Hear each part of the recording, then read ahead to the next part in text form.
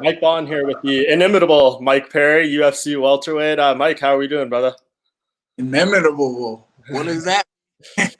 Can't be imitated. One of a Ooh, kind. I like it, bro. That's a good word. How you say it? Inimitable. Inimitable. Okay. I don't think I'd heard that before. How you doing, sir? Hey, man, I'm chilling. I'm doing all right. I don't know. Fighting's easier than life sometimes. Yeah, man. Has this stretch been rough on you, or how have you been dealing with it? I've been chilling. Um, I just been watching my money go down though. I need to go fight and get some businesses, some things going, get some things happening. I'm sure it's coming. Uh, I believe I'm looking to get a fight soon, get in the cage, get in the octagon, and I'm training. I'm getting ready. Just a little road work. It's all on my mind now. It's all up to me at this point. Um, there's not many people that I believe that I could follow or listen to. I think I know what to do. I think I know how to do it, and I don't want anybody else to get the credit. It's always been me. It's always been all me. Everything I've done, there may have been bodies, there may have been teammates or gyms, but it seems people want to give the credit where it's not due, and it's all due to me. Everything I have in life, everywhere that I've been, and everything I've done, and who I am is all me. It's always been me. Is there something that happened that made you, kind of turn that corner and thinking that certain way now? Shoot, life, fights, just confusion, ideas, where to go, what to do, how to do it, and calling on people, maybe seeing who might be able to help or look out, but like really, I don't reach out for help or anything like that because one time and time again, I've seen where people aren't there when you call on them or need them, whether you're there for them or not. So, I don't have anything I want to ask anybody or there's nobody I think about asking for help. So, other than the very rich people in the UFC who pay me checks when I show up and perform, that's the only help I need. Is I don't know where else to get my money from, and maybe I'll figure out something to do with that soon enough. Yeah, I was there. Obviously, you've kind of worked with different people and stuff, but right now during this quarantine, I know fighters have kind of been having to take things into their own hands more so in terms of training. What have you been doing during this time to just keep yourself in the game more or less? Well, I love road work. Keeps your legs strong.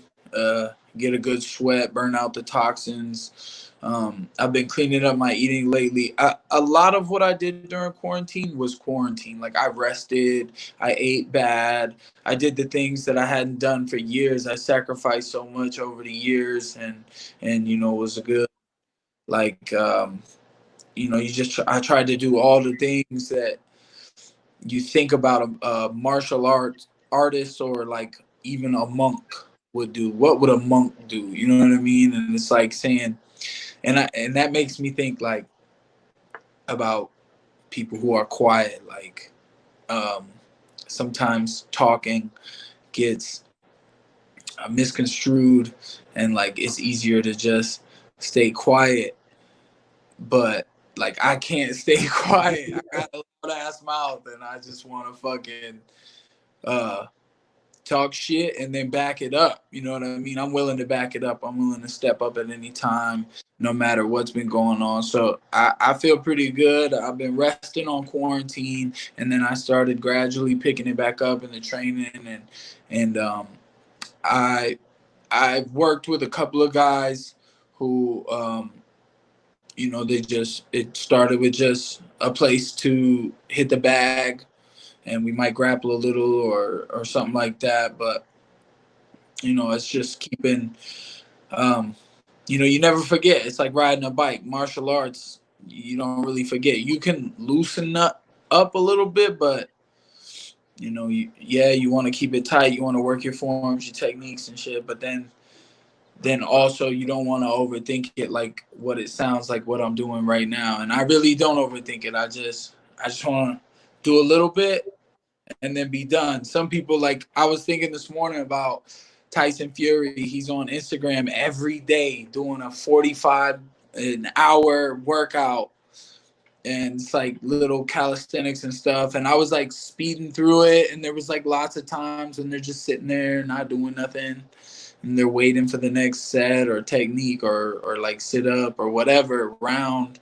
And I believe in I can wear myself out in 15 minutes. I can go work out hard, throw up, and be damn near done in 15 minutes. I could slow it down and go for 30, 45, an hour, but I don't need to work out an hour and a half, 2 hours.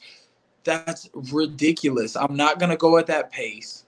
I'm going to go out and I'm going to fight from the first second to the last second, and it might only take 30 seconds. And my whole idea of, I realized when you train so much and so constantly, it made me wonder if I was I recovered, was I rested, or was I too overworked? When you working 3 times a day and you go every day and then you still get doubt. So it's like I might as well sit back and relax, and then that way if the doubt comes in, then I could just go work and prove it to myself. And I do that over and over again. I constantly prove it to myself if there's any doubt, and I'll make myself tired, and then you recover and you work on your injuries that you get, because at this age, after doing this MMA stuff for so many years, there's little things that pop up after a workout that you got to do some yoga, some stretches, or get a rub down, or put the CBDMD on there, and just like I was saying, not overthinking it. I'm a bad motherfucker, and I will be till the day I die. I don't care how old I am. I don't care if I worked out or not. I'm strong as hell. I've always been strong as hell. I'm fit. I look great. My life is great, and at the end of the day, I'm not going to let nobody take that from me. It doesn't matter. I don't have to go out there and swing wild from start to finish. I learned that after, 12 UFC fights. I started seeing patience. It's like, what if I go out there and I just stand there like Yoel and Adesanya? I think that was a very intelligent fight on both of their parts. And that's high level martial arts. So like, if you're a good martial artist, you can go out and you can just stand there and watch and see what they do. And you'll see that they're not really attacking. Like, I mean, if I go stand in front of people, they don't really attack me. They don't come in, because if they step in, they're looking at elbows and power hooks and uppercuts. They make me try to go get them. But I'm not going to play that speed tag either. I'm not going to let them hit me, and I'm going to hit them. I'm going to be a totally different person when I come back. Maybe the young guy that I once was, but with more knowledge. Yeah, this is why I love talking to you, Mike, because I feel like every time, win or lose, you have, so much insight on what you've maybe been doing wrong and what you can do better going forward and stuff. So I'm guessing a lot of this feelings and emotions stem from the Jeff Neal fight, because you had never lost like that before and not that quickly. And I'm sure that made you take a step back, right? Yeah, I mean, it's like if I even had a choice, I had to step back, and I think I just was going at a pace that I was trying to maintain with all the fights, and the way that I see some of the fights I thought about was like the guys I was excited to fight, or like You know, when I broke into the UFC, I accomplished a lot of dreams. With my debut, I did what I wanted to do. Then when I went to England and fought Danny Roberts, the fight that we had was such a classic. It's such a great fight between the two of us. Yeah. That was like an accomplishment, you know, and then losing the decision from a clean striker, you know, that taught me some things. Or it's not that I didn't know the things that I learned, but I started thinking about it differently than when I first went in. When I first went in, it was like there was no option of being like beaten or hit, or like I was clean, technically, mentally sound, and I knew what I wanted to do, and doubts weren't even like, they couldn't even creep in back then. So now that I'm getting older, and then you think more about your opponent, you're like, man, this guy in front of me is a little better, or like that even matters.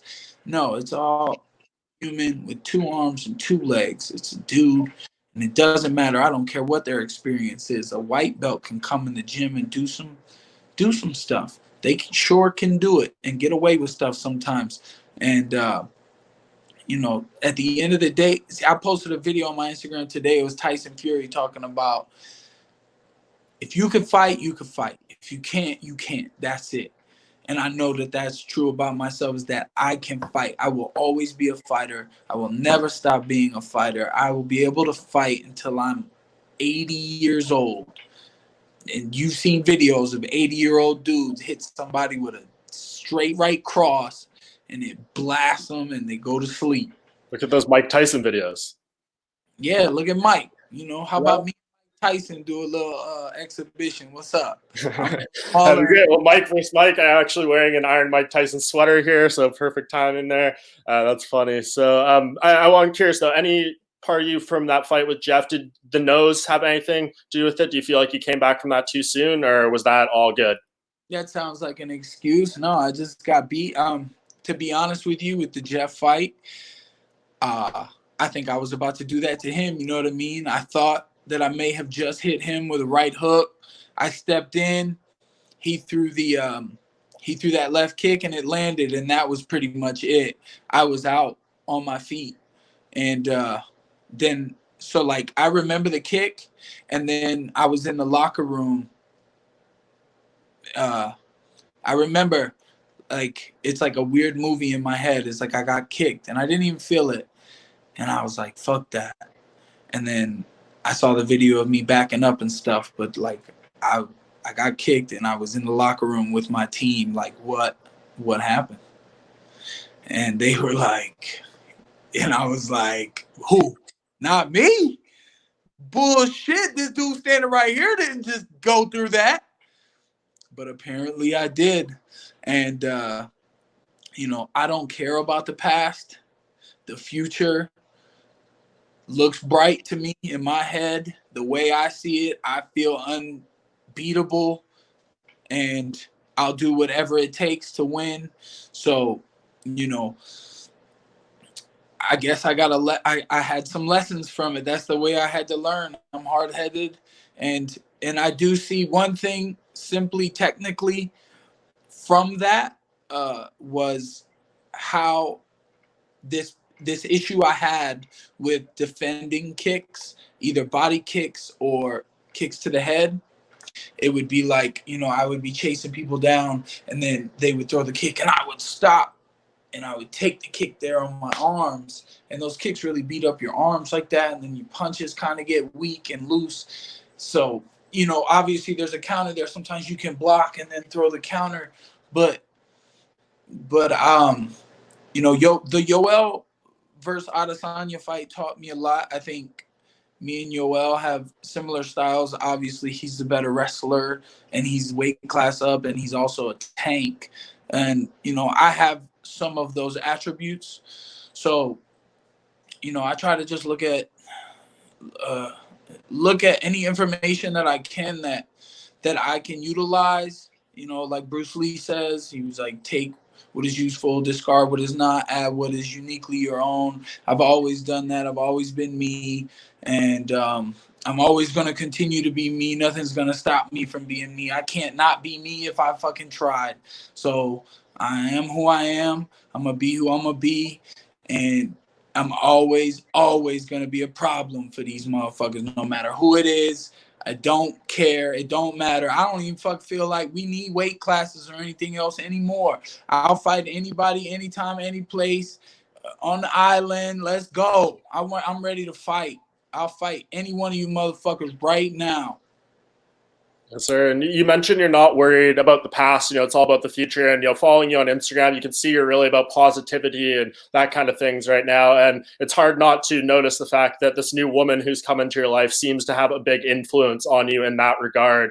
Can you speak to that a little bit? How much she's had an influence on you and kind of this mentality you're carrying forward right now? Oh man, that's a.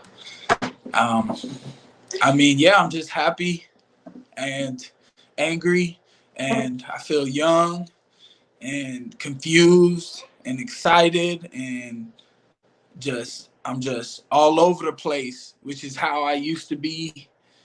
And then it all kind of, it just builds up this fuel and this fire for when I go train and for when I go work. And like I'm not listening to any coaches right now.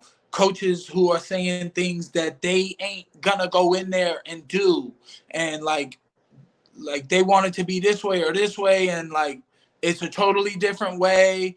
And just I need a guy like me to hold mitts. I want to hold mitts for myself, to be honest with you. I've never really, I can show some people like a couple techniques or whatever, and I mean, just I'm ready to fight for my life. You know what I'm saying? So I guess with what you're talking about, that's how I feel about it. Ain't nobody gonna take this from me.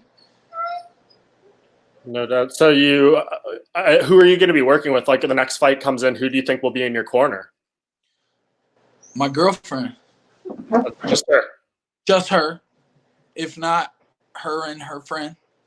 Interesting. And if that happened, I mean, I don't know much about her. Obviously, maybe you can explain. But we saw like Diego Sanchez. He went in there with one cornerman. It was a guy who doesn't have like a ton of MMA association. What kind of feedback do you think you're going to get? Or does your girlfriend have martial arts background? Because obviously, this is going to be a big question going into the fight week if she's the only person in your corner.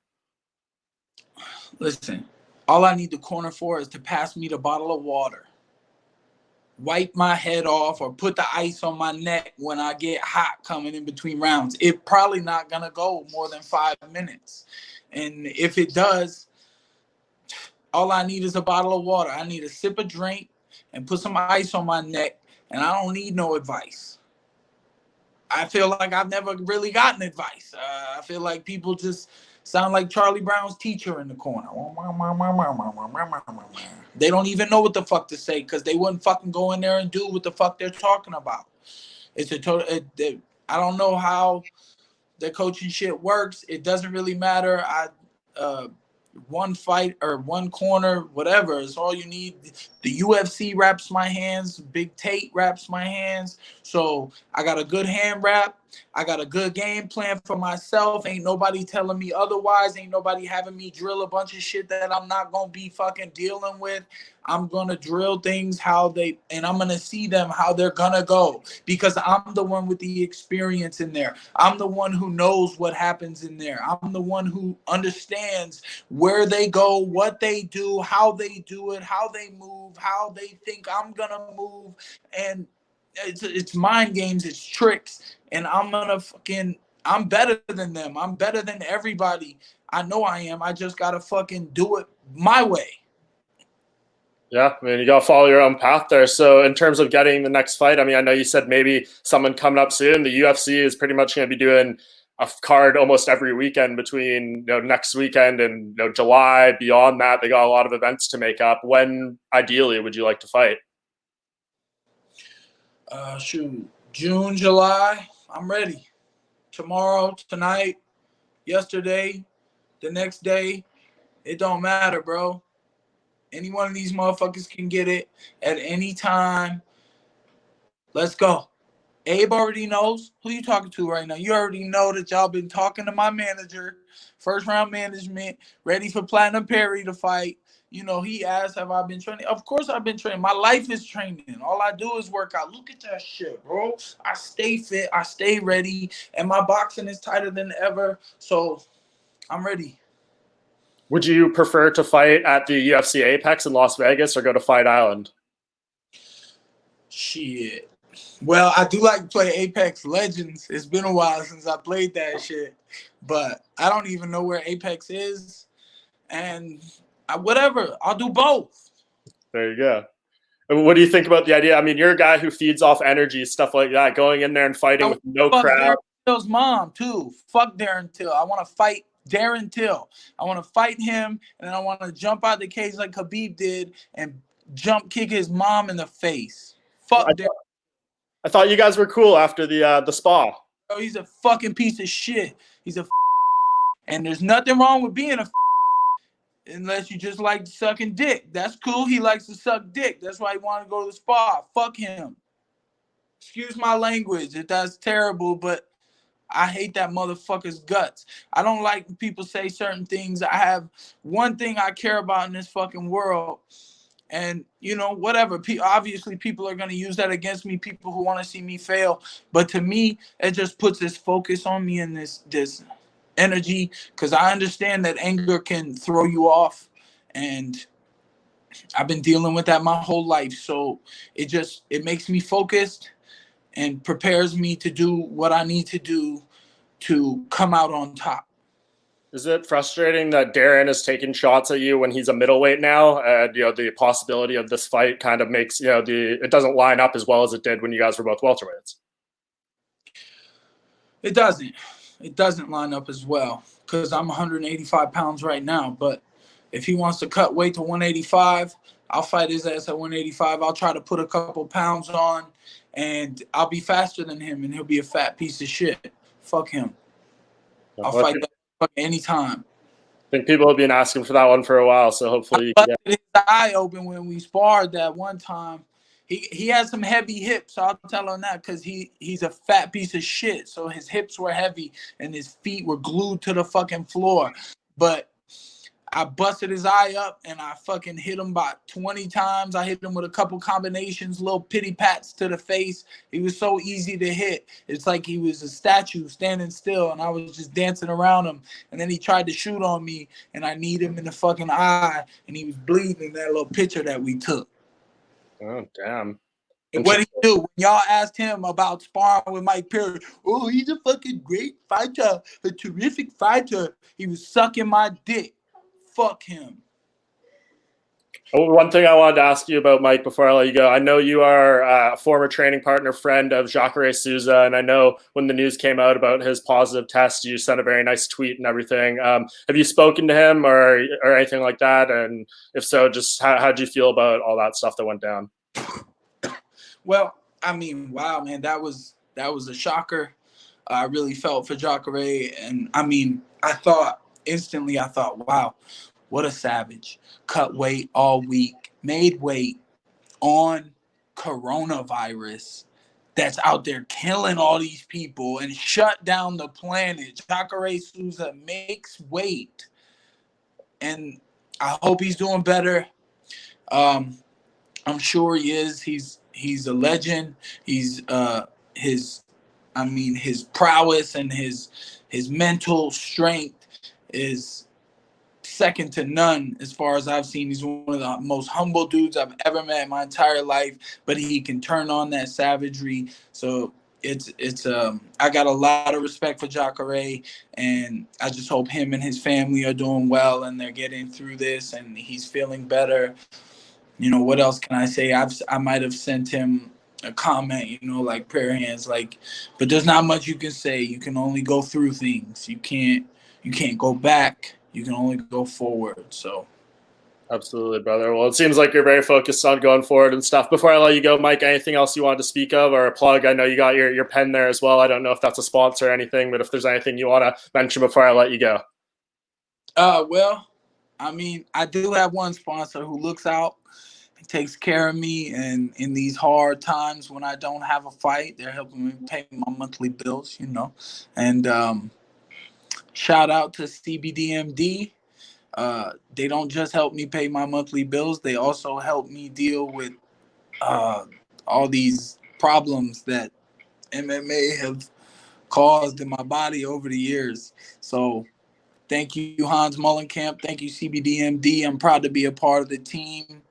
Um, and I hope that my bad language that was in this about certain folk don't affect the positive that CBDMD does. I don't think you can take away from positive things like that just because, you know, I get upset sometimes. I'm only human, bro. People piss me the fuck off, and I'm 0 to 100 real quick.